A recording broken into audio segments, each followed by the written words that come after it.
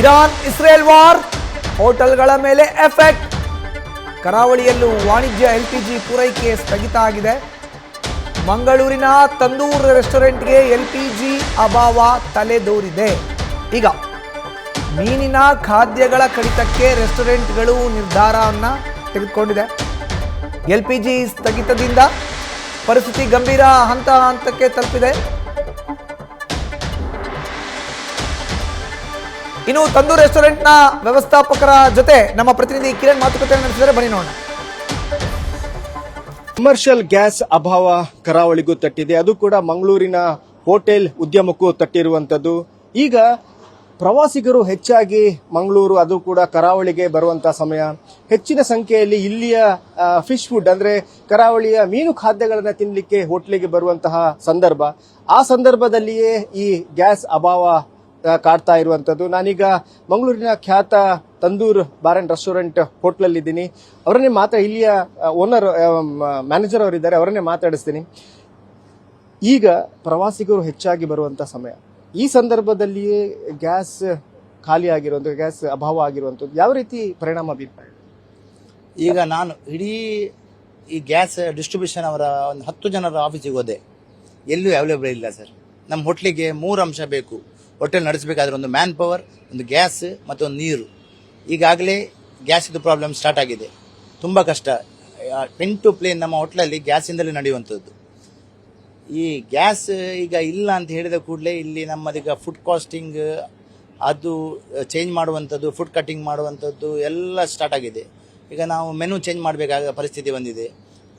ಅನ್ನ ಬೇಯಿಸಲಿಕ್ಕೆ minimum 3 hours ಆದರೂ ಬೇಕು ಗ್ಯಾಸಲ್ಲಿ, ಫುಲ್ ಪ್ರೆಷರಲ್ಲಿ. ಅದರಲ್ಲಿ ನಮಗೆ ಸಿಲಿಂಡರ್ ಹೈಯೆಸ್ಟ್ ಯೂಸ್ ಆಗುವಂಥದ್ದು.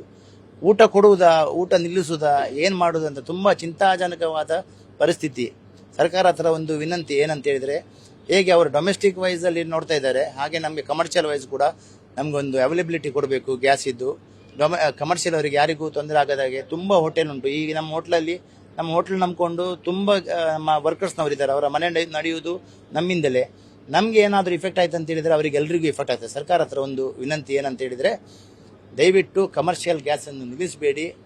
ಈ ನಮ್ಮ ಟೂರಿಸಮಿಗೆ ಸಪೋರ್ಟ್ ಮಾಡಿ, ನಮಗೂ ಸಪೋರ್ಟ್ ಮಾಡಿ, ನಮ್ಮ ಯಾರಿಗೂ ಇಲ್ಲಿ ಅನ್ಯಾಯ ಆಗದಾಗ ನೋಡ್ಕೊಳ್ಬೇಕು. ಅಲ್ಲ, ಈಗ ಒಂದು ನಿಮ್ಮ ಈಗ ಹೋಟ್ಲಿಗೆ, ತಂದೂರು ಹೋಟ್ಲಿಗೆ ಪ್ರತಿನಿತ್ಯ 100 ಜನ ಬರ್ತಾರೆ. ಯಾಕಂತ ಹೇಳಿದ್ರೆ ಫಿಶ್ ಖಾದ್ಯಗಳಿಗೆ ತುಂಬಾ ಪಾಪ್ಯುಲರ್ ಆದಂತ ಹೋಟೆಲ್.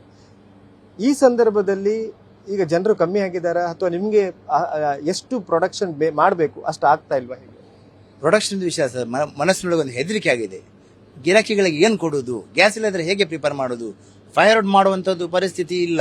ಯಾಕಂತೇಳಿದ್ರೆ ಈಗ ಎಲ್ಲ ನಾವು ಈಗದ ಟೆಕ್ನಾಲಜಿ ಪ್ರಕಾರ ನಾವು ಹೋಗ್ತಾ ಇದ್ದೇವೆ. ಆ ಟೈಮ್ನಲ್ಲಿ fire out is not acceptable, not safety. So ನಮ್ದೆಲ್ಲ ಪಿನ್ ಟು ಪ್ಲೇನ್ ಗ್ಯಾಸಲ್ಲಿ ವರ್ಕ್ ಆಗುವಂಥದ್ದು. ಈಗ ಫಿಶ್ ಇದು ತವ, ಅದಕ್ಕೆ ಹೈಯೆಸ್ಟ್ ಗ್ಯಾಸ್ ಯೂಸ್ ಆಗುವಂಥದ್ದು. ಬಾಯ್ಲ್ಡ್ ರೈಸಿಗೆ ಹೈಯೆಸ್ಟ್ ಗ್ಯಾಸ್ ಯೂಸ್ ಆಗುವಂಥದ್ದು. ಇದೆರಡನ್ನು ನಡೆಸದೆ ಈ ವ್ಯವಹಾರ ನಡೆಯುವಾಗಿಲ್ಲ. ತುಂಬ ಸಂಕಷ್ಟದಲ್ಲಿದ್ದೇವೆ. ಎಂತ ಅಂತೇಳಿ ನಾವು ಚರ್ಚೆ ಮಾಡ್ತಾ ಇದ್ದೇವೆ. ಈಗ 2 ದಿನದೊಳಗೆ ನಾವು ಏನು ಮಾಡ್ಬೇಕಂತ ಡಿಸೈಡ್ ಮಾಡ್ತೀವಿ.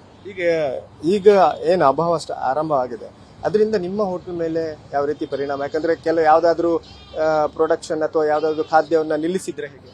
ಇವತ್ತಿನವರೆಗೆ ಇಲ್ಲ, ಆದ್ರೆ ನಾಳೆದು ಪರಿಸ್ಥಿತಿ ಗೊತ್ತಿಲ್ಲ ಸರ್, ಆಲೋಚನೆ ಮಾಡಬೇಕು. ಈಗ ನೀವು 3-4 ಇದಕ್ಕೆ ಹೋದ್ರಿ ಡೀಲರ್ ಅವ್ರ ಹತ್ರ, ಅವ್ರು ಏನ್ ಹೇಳಿದ್ರೆ? 15 ದಿವಸವರೆಗೆ ಸ್ವಲ್ಪ ನೀವು ಕಾಯ್ಬೇಕಾಗ್ತದೆ, ರಿಸ್ಕ್ ಉಂಟು. ನಮಗೆ ಕಮರ್ಷಿಯಲ್ ಯಾವುದಕ್ಕೂ ಗ್ಯಾಸ್ ಕೊಡಬಾರ್ದು ಅಂತೇಳಿ ಸರ್ಕಾರದ ಆದೇಶ ಉಂಟು. ಮನೆಗಳಿಗೆ ಯಾರಿಗೂ ಗ್ಯಾಸ್ ಕಮ್ಮಿ ಆಗಬಾರ್ದು. ಫಸ್ಟ್ ಡೊಮೆಸ್ಟಿಕ್ ಅನ್ನು ನೋಡಿ, ಅದರ ನಂತರ ಕಮರ್ಷಿಯಲಿಗೆ ಬರುವ. ಡೊಮೆಸ್ಟಿಕ್ ಯಾರಿಗೂ ತೊಂದರೆ ಆಗಬಾರ್ದು ಅಂತೇಳಿ ಸರ್ಕಾರ ಅವರಿಗೆ ಆದೇಶ ಕೊಟ್ಟಿದೆ. ಅದರ ಪ್ರಕಾರ ಅವರು ನಮ್ಮ ಕಮರ್ಷಿಯಲಿಗೆ ಯಾರಿಗೂ ಗ್ಯಾಸ್ ಇಲ್ಲ ಅಂತೇಳಿ, ಈಗ 3 ದಿವಸದಿಂದ ನಮಗೆ ಗ್ಯಾಸ್ ಇಲ್ಲ. ನಮ್ಮ ಹತ್ರ ಈಗ ಗ್ಯಾಸ್ ಅವೈಲಬಿಲಿಟಿ ತುಂಬ ಕಮ್ಮಿ ಆಗಿದೆ. ಯಾವಾಗ ಕಮ್ಮಿ ಆಗ್ತದೆ, ಎಂಡ್ ಆಗ್ತದೆ ಅಂತೇಳಿ ಹೇಳಿಕ್ಕಾಗುದಿಲ್ಲ. ಒಂದು ದಿನಕ್ಕೆ ನಿಮ್ಮ ಹೋಟ್ಲಲ್ಲಿ ಎಷ್ಟು ಗ್ಯಾಸ್ ಇದು ಬಳಕೆ ಆಗುತ್ತೆ? 1-2 ಅಂಡೆ, ಒಂದು 2 ಸಿಲಿಂಡರ್ಸ್. ಅಂದರೆ 1 ಸಿಲಿಂಡರ್ ನಮಗೆ ಬಾಯ್ಲ್ಡ್ ರೈಸಿಗೆ ಹೋಗ್ತದೆ, ಒಂದು ಸಿಲಿಂಡರ್ ನಾರ್ಮಲ್ ಚೈನೀಸ್ ಅದು ಇದು ಅಂತೇಳಿ. ಒಂದು ವೇಳೆ ಗ್ಯಾಸ್ ಅಭಾವ ಸ್ಟಾರ್ಟ್ ಆದ್ರೆ ಈ ಬಾಯ್ಲ್ಡ್ ರೈಸ್ ಅನ್ನ ನಿಲ್ಲಿಸ್ತೀರಾ, ಅಥವಾ ಬೇರೆ ಖಾದ್ಯಗಳು ನಿಲ್ಲಿಸಲೇಬೇಕು? ಇಲ್ಲಾಂದ್ರೆ ಫೈರ್ ವುಡ್ ಯೂಸ್ ಮಾಡಬೇಕು. ಫೈರ್ ವುಡ್ ಎಲ್ಲಿ ಯೂಸ್ ಮಾಡೋದು? ಅದಕ್ಕೆ ಹೈಜಿನಿಟಿ ಬೇಕು, ಅದು ಎಲ್ಲಿ ಮಾಡುವಂಥದ್ದು, ಅದಕ್ಕೆ ನೀರು ಬೇಕು, ಅದಕ್ಕೆ ಜಾಗಿ ಬೇಕು, ಸೇಫ್ಟಿ ಎಲ್ಲ ಮಾಡಿ ಹೊಸ ಏನಾದರೂ ಜಾಗ ಹುಡುಕಿಕೊಂಡು ಅಲ್ಲಿ ಮಾಡಿ ಇಲ್ಲಿ ತಂದಾಗಿ ಏನೋ ಒಂದು ಮಾಡಬೇಕಾಗ್ತದೆ. ಮುಂದುವರೋ ದಿನಗಳಲ್ಲಿ ಇದೇ ರೀತಿ ಪರಿಣಾಮ ಪರಿಸ್ಥಿತಿ ಇದ್ರೆ ಹೇಗೆ ಹೋಟೆಲ್ಗಳು ಮತ್ತೆ ರೆಸ್ಟೋರೆಂಟ್ಗಳು ಬಂದಾಗುತ್ತಾ ಹೇಗೆ? 100% ಬಂದಾಗ್ತದೆ. ಗವರ್ಮೆಂಟ್ ನಮಗೆ ಸಪೋರ್ಟ್ ಮಾಡಲಿಲ್ಲ ಇದ್ರೆ ನಾವು ಮುಚ್ಚಲೇಬೇಕು, ಬೇರೆ ಅವಕಾಶನೇ ಇಲ್ಲ. ಧನ್ಯವಾದ. ಇದಿಷ್ಟು ತಂದೂರು ಬಾರ್ ಅಂಡ್ ರೆಸ್ಟೋರೆಂಟ್ ಹೋಟೆಲ್ನ ಮ್ಯಾನೇಜರ್ ಆದಂಥ ವಿನಾಯಕ್ ಅವರ ಮಾತು.